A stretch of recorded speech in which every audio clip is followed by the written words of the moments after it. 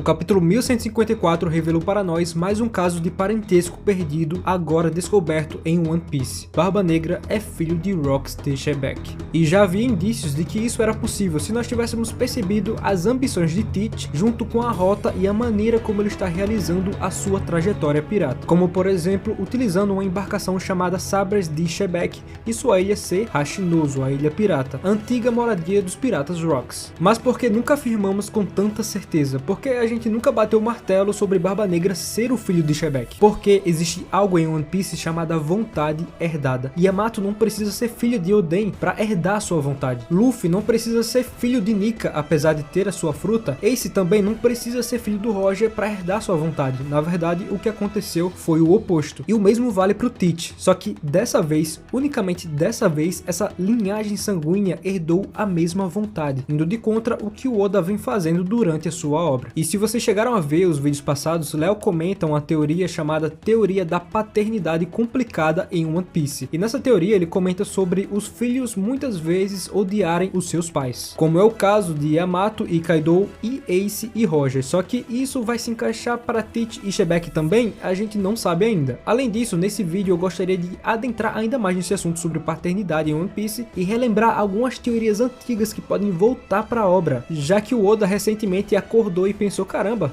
e se todo mundo tiver um pai e uma mãe que nunca foi revelado e eu simplesmente colocar isso na obra agora na reta final? Seria muito interessante. Uma recapitulação rápida aqui. Em Holy Cake vimos o passado do Sanji conhecendo a sua família. Em Wano, a árvore genealógica do Zoro foi revelada, apesar de não ter sido tão bem apresentada narrativamente falando como foi a família do Sanji. E no arco passado ficamos sabendo do Kuma e da Bonnie e toda a sua história como pai e filha. E agora em Elbaf, cara, já sabemos a linhagem sanguínea do Shanks, a do Teach e a possivelmente do Brook com a Junko. Então é 3 coisas de uma vez só em apenas um arco. Ou seja, nada impede que futuramente novas revelações aconteçam e esse é exatamente o objetivo desse vídeo, tentar descobrir quais serão elas. Mas galera, antes de mais nada, sejam muito bem-vindos ao canal Supernovas, ou canal favorito do Eiichiro Oda. Meu nome é Isaac, de volta aqui depois de um tempo. Eu comprei um microfone novo, então esse é o meu primeiro teste com ele aqui no canal. Eu particularmente estou gostando bastante, mas eu quero o feedback de vocês também. O próximo passo agora eu acho que seria comprar uma câmera nova, porque eu quero aparecer em momentos chaves do vídeo. Eu acho que seria bem interessante. Mas bom, não vou ficar enrolando muito vocês não, já deixa o like aí pra dar aquela ajudada no canal, fazer a nossa recompensa crescer ainda mais aqui no YouTube. Dito isso, depois da intro, a gente começa.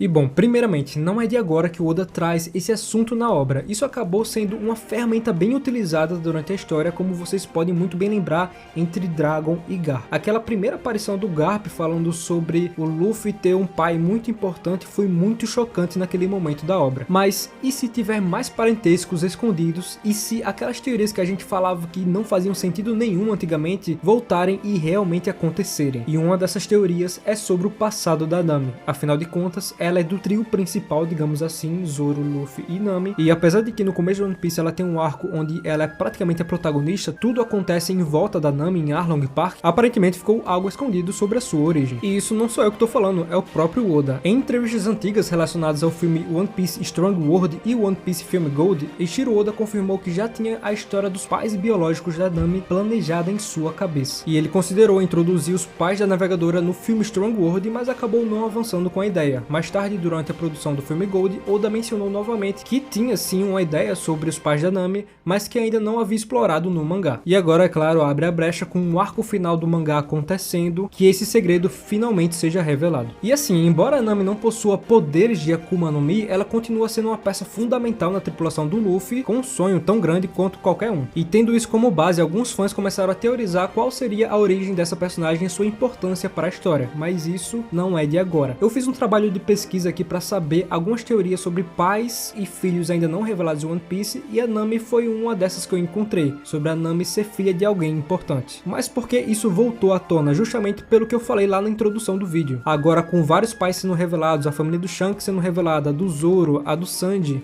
abre espaço para que novas possibilidades aconteçam para personagens que ainda não foram totalmente desenvolvidos, como a Nami, por exemplo. E uma dessas teorias que eu acabei encontrando fala que a Belemere, quando o Aizen encontrou, talvez, apenas talvez, ela seja uma espécie de filha de um deus que foi roubada por piratas ou algo assim, já que ela pode navegar incrivelmente bem pela Grand Line como se fosse um poder de Akuma no Mi, e como mencionei, ela não tem nenhum Akuma no Mi. Outro detalhe importante que o Oda coloca no mangá é que ela também teve a habilidade de dominar os Zeus, e isso já relaciona a importância da personagem do filme Strange World, seus poderes de detectação do clima e a sua origem. Outro detalhe interessante sobre a Nami, que eu não vou me aprofundar tanto, mas foram outros relacionamentos que os fãs fizeram, é essa imagem que está aparecendo aí na tela para vocês. Estão fazendo uma relação entre a Nami e o Imu. Nessa imagem que vocês estão vendo aí, vocês podem ver Saint Imu of House Nerona. E eles acabam pegando algumas letras da palavra final da Nerona, o Na, e o Saint Imu, o In, fazendo ali a ligação com a Nami. Outro detalhe muito interessante é que o Oda costuma sempre desenhar a Nami com uma coroa. Aí pra quem gosta de shippar em One Piece, fala que é porque ela vai ser a rainha dos piratas junto com Luffy, aí já é maluquice, mas outros já afirmam que é porque ela pode ser uma princesa. E outra dica interessante que o Oda acabou deixando em uma capa colorida foi a frase Lost Child, como vocês estão vendo aí, criança perdida, dando a entender que a Nami é uma pessoa muito importante. E vamos lá, passar de página. Outra pessoa que pode ter um pai que a gente não sabe ainda é o Buggy. Mas, Isaac, como assim? O Buggy é filho do Shebeck, já tá claro na obra. E assim,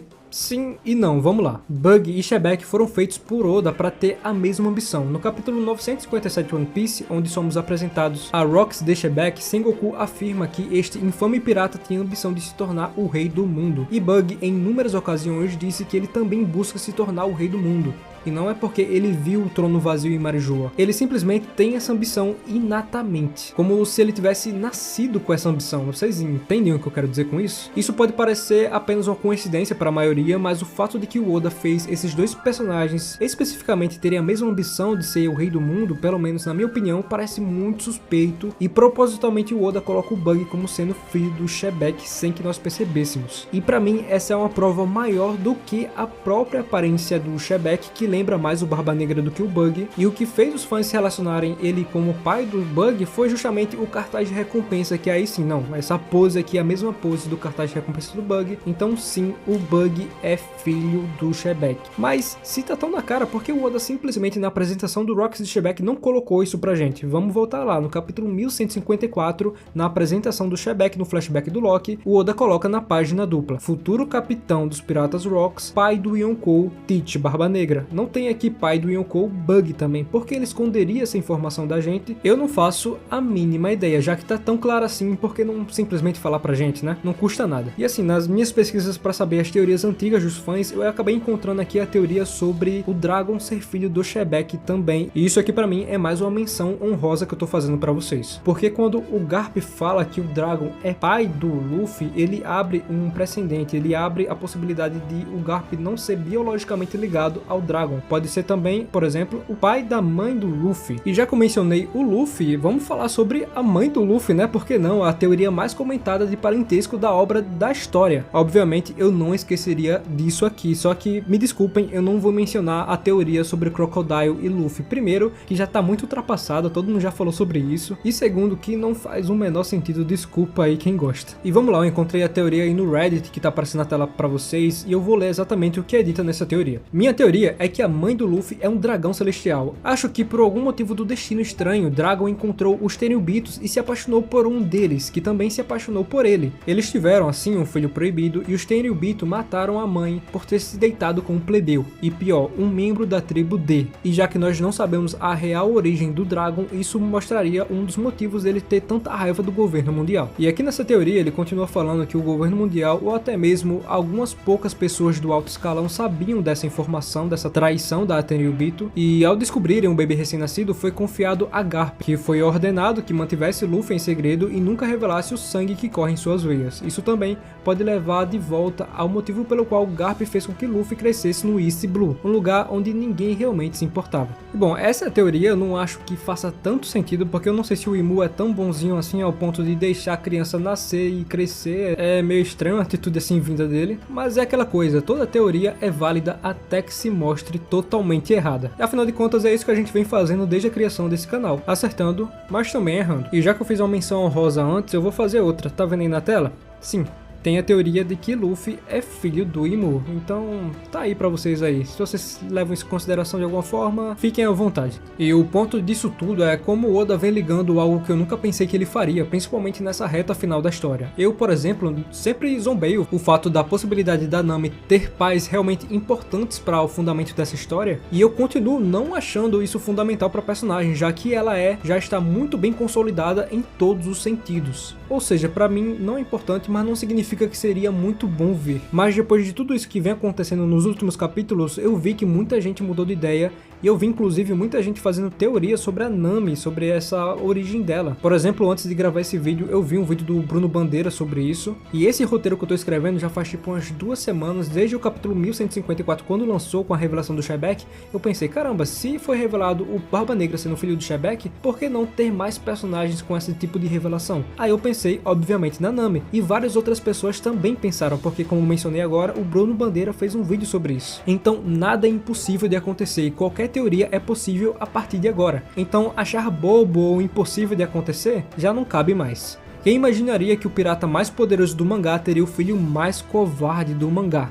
Sim, o Bug é o mais covarde, apesar dos memes que a gente tanto faz. E eu digo por mim, eu não imaginaria que isso acontecesse, mas também digo que já tinha gente teorizando sobre isso há muito e muito tempo antes disso acontecer, anos e anos atrás, e foi isso que eu mostrei nesse vídeo aqui pra vocês. Eu particularmente não gosto muito quando um personagem ele nasce meio que destinado, mas a obra meio que se encaminha pra isso. Muita gente já lembra de Naruto e como isso não casou muito bem lá no final da história do Shippuden, porque justamente uma das coisas que não faziam com que a gente relacionasse o Barba Negra como filho do Shebeck era a sua importância, porque pra mim era muito interessante que o Barba Branca tivesse encontrado um garoto ali que era um Zé Ninguém, simplesmente que só queria crescer na vida, queria ser adotado ali daquela maneira e se tornar um grande pirata. O Barba Negra não necessariamente precisava ser filho do Shebeck para ser um cara importante, mas aparentemente ele tem toda essa ligação com esse pirata sim. A mesma coisa funciona pro Luffy, ele não precisa ser neto do Garp, o herói da marinha, ele não precisa ser filho do homem mais procurado do governo mundial, o Dragon, para ser o Luffy, ele só precisa ser ele mesmo. Só que aí entra toda aquela parada do destino dele ter comido a Hito no Mi modelo Nika, então não dá pra dizer que não tem a ver com o destino aqui em One Piece. Ou seja, se você gosta ou se você não gosta disso, é uma coisa muito pessoal. Nós aqui mesmo do canal já discutimos muito sobre isso, inclusive Léo tem um vídeo aqui no canal sobre Virou Naruto, esse é o título do vídeo, que é um vídeo pouco acessado aqui no canal, que eu considero muito bom, eu recomendo que todos vocês vejam, pra saber meio a nossa opinião sobre isso.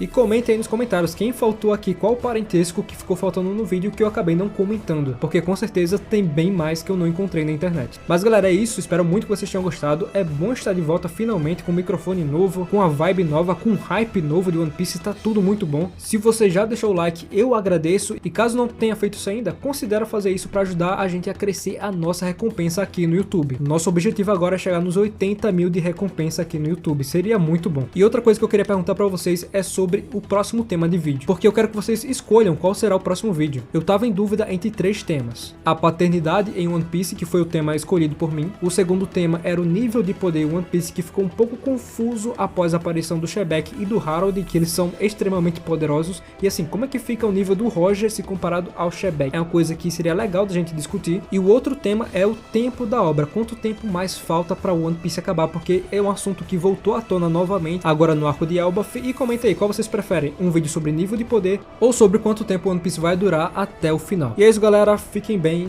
até a próxima.